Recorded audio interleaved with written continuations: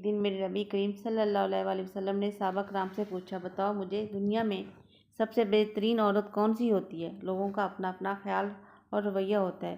کچھ کا خیال تھا جو قرآن پاک کی حافظہ ہو، کچھ کا خیال تھا عالمہ فاضلہ ہو، کچھ کا خیال تھا بچوں کی صحیح تربیت کرنے والی ہو، اور کچھ کا خیال تھا صحیح دین سکھانے والی ہو۔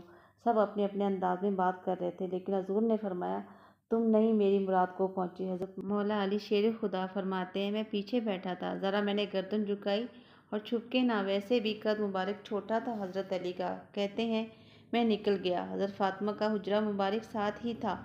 فاطمہ، حضور نے یہ سوال پوچھا ہے، اب میں کس طرح یہ بات کروں؟ مولا علی شیر خدا کا علم۔ حضور نے فرمایا کہ میں علم کا شہر ہوں تو علی دروازہ ہیں۔